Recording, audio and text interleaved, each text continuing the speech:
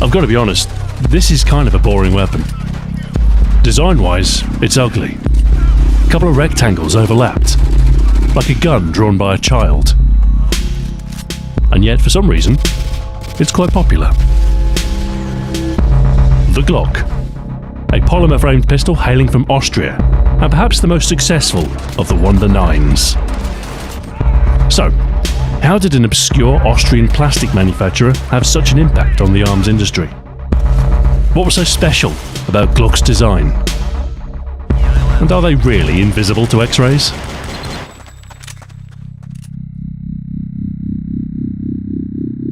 During World War II, Austria's service pistol was the Walther P38, a perfectly serviceable semi-auto pistol, and it retained its role for some time after the war. However, by the late 1970s, there were better alternatives, and the Austrian armed forces began seeking a replacement pistol in 1980. The most likely contender at this time was the Steyr GB. Designed in 1968 and boasting some novel features, but it faced stiff competition from other European manufacturers such as Beretta and Sig Sauer.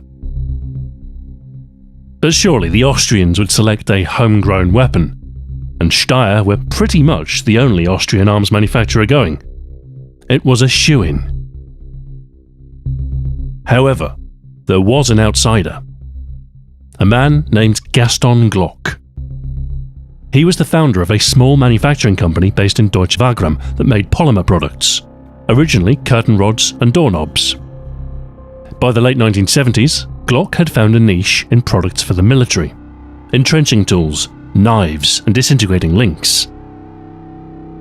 They'd never made any firearms before, but when Glock caught wind of the upcoming tender for a replacement pistol, he decided to design his own. He was guided by the standard set by the Austrian Ministry of Defense. The new weapon had to be a 9mm semi-auto, high capacity, ambidextrous, drop safe, easy to maintain, and of simple, interchangeable construction. Unhindered by any preconception or existing tooling, this was an entirely new pistol designed to an exacting specification. He called it the Glock 17, as it was his 17th invention. That its magazine capacity was 17 rounds was serendipity. In 1982, Glock submitted his handgun design to the Austrian military for testing, where it would be up against heavyweights such as Sig Sauer's P220 and 226, H&K's P7, and the Beretta 92. The prize was an order of 25,000 units. And somehow, the rank outsider clinched it. Glock's design proved its capability, outperforming all of its rivals. Now, the Americans had just settled on the Beretta, so news of a hitherto unknown name in firearms beating established manufacturers was surprising to say the least. There was concern that the high-capacity magazine would prove useful for criminals, and that the plastic frame would be invisible on airport X-ray machines. It was described as tailor-made for terrorists. However, most of these fears were unfounded. The metal components of the Glock are still quite recognizable as a firearm, and by now, high-capacity weapons were the norm. Eventually, the resistance to the Glock dissipated. After all, you can't keep a good design down, and more police and military forces realized the Glock's potential, with the weapon seeing rapid adoption throughout the 1990s. The plastic pistol from Austria was ready for the silver screen. Die Hard 2 wasn't the first film the Glock made an appearance in, but it's probably the first memorable one.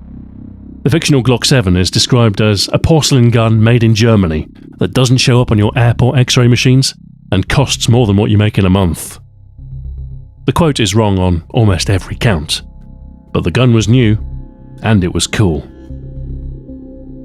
As its popularity surged, the Glock became an increasingly common sight, often seen in the hands of fictional law enforcement, such as in RoboCop 3, The Fugitive, and Beverly Hills Cop 3.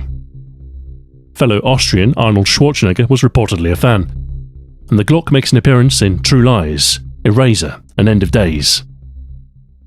Even the word Glock itself became a byword for firepower, a frequent reference in gangster rap, such as Ice-T's OG Original Gangster, Dr. Dre's Let Me Ride, and Ice Cube's You Know How We Do It. Right from the start, the pistol has refused stereotype. Civilian, police, military, terrorist, gangbanger. The Glock is for everyone. This universal appeal was helped by a large number of variants, model numbers starting with the 17 and ascending. The Glock 18, a fully automatic machine pistol, the 19 with compact frame, 20 made for the hard-hitting 10mm auto round, 21 in 45 ACP, the 22, 23 and 24 in 40 Smith & Wesson, the 25 in 380 ACP, and the 26, a subcompact Glock in 9mm, ideal for concealed carry. The list goes on, a whole range of calibers, a whole range of sizes. Despite some issues with the earlier 40 cal models, mostly a consequence of hotter than usual rounds, Glock's original design has proven quite adaptable, and today, the pistol for everyone is everywhere. Naturally, this means they're a popular choice for video games, and the Glock is one of the more attainable weapons within a typical arsenal.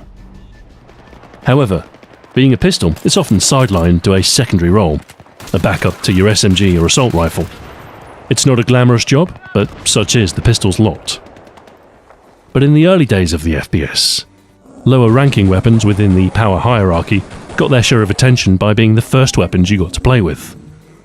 This coincides with the Glock's rapid rise in popularity during the late 90s, so early appearances in games like Duke Nukem 3D and Half-Life aren't too surprising. As more realistic games took hold, we start to see a reflection of the Glock's popularity with law enforcement and military units. Games like SWAT 4, the Delta Force and Rainbow Six series all feature the Glock in some form.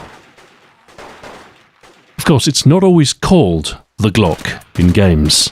It is a commercial trademark, so it's often changed to avoid legal trouble. Most often, the Glock 17 will be known as the G17, or perhaps as one of its military designations. In some cases where firearms are less of a focus, it might be entirely generic, the 9mm pistol or similar.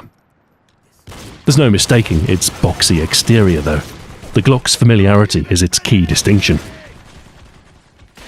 The entire Glock lineup is broadly similar.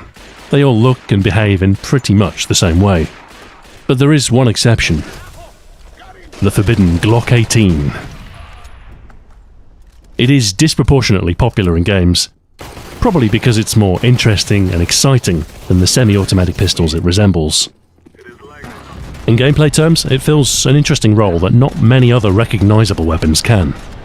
A pocket-sized auto, seldom controllable, but always quite good fun. The Akimbo Glocks from Modern Warfare 2 are a particularly memorable example. They were surprisingly effective, even without the ability to aim. So as dull as pistols can be, there's something to like about the Glock. A utilitarian charm. It's just a gun. It's just a gun that does its job extraordinarily well. It's lost its exotic edge. No longer is it the plastic European wonder that changed America's outlook on handguns. But it's matured into a modern classic that might just outlast us all. So, welcome to the default option. A versatile pistol with broad appeal. It's true, there are better looking weapons out there, and some more suited to specific roles. But there's a Glock good enough for everyone. Besides, sometimes ugly is beautiful, and sometimes boring is exactly what you need. The Glock. Neutral. Universal. Perfect. Thank you very much for watching, and until next time, farewell.